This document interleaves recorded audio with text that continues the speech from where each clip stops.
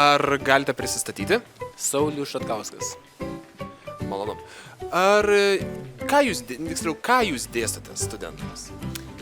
Mano dėstymo tematika yra susijusi su neuromokslais. Dėstau biologijos krypties studentams neurobiologiją ir psichologijos krypties studentams neurofiziologiją. Tiesa, kadangi atsirado nauja programa neurotechnologijos, tai panašius dalykus dėstysiu ir neurotechnologams. Kokius tyrimus atliekate jūs arba galbūt jūsų studentai? Mūsų grupė, biofizinių tyrimų grupė vaistų ir genų pernašų tyrimams, vykdo keliose kryptise tyrimus. Viena tema yra susijusi su vaistų ir genų pernaša, naudojant elektrinius impulsus arba elektrinius laukus. Kita tema susijusi su vaistų ir genų pernaša, naudojant ultragarsą, tai sonooperacija.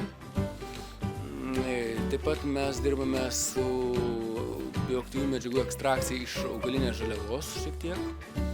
Ir turbūt naują temą vystome, kuri bus susijusi su neuromokslais ir su neurotechnologijomis. Jinai dar tokia yra vystymosi pradžioje, tai dar tiksliai kokioje kryptyje bus tie tyrimai paaiškės šiek tiek vėliau.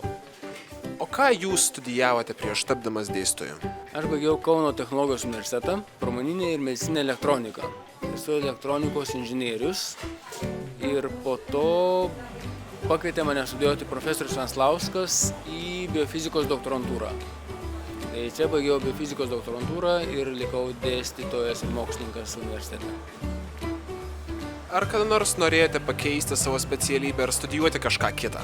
Pakeičiau vieną kartą specialybę iš inžinieriaus į biofiziką, biologą, neurobiologą.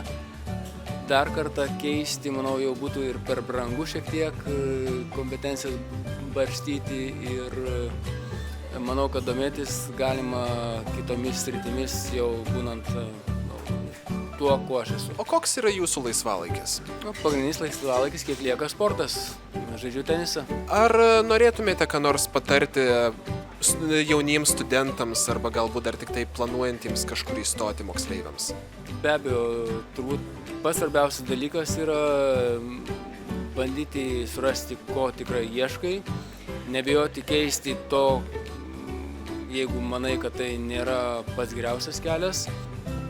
Tas savybės ugdyti kaip smalsumas, kūrybingumas, galbūt aktyvumas, ryžtingumas, dalyvavimas visokiose įvairiose veiklose, kurios turtina patį ir kaip žmogų ir aišku turtina galimybės siekti karjeros. Tai smalsumo pagrindinis dalykas. Ačiū Jums už pokalbį.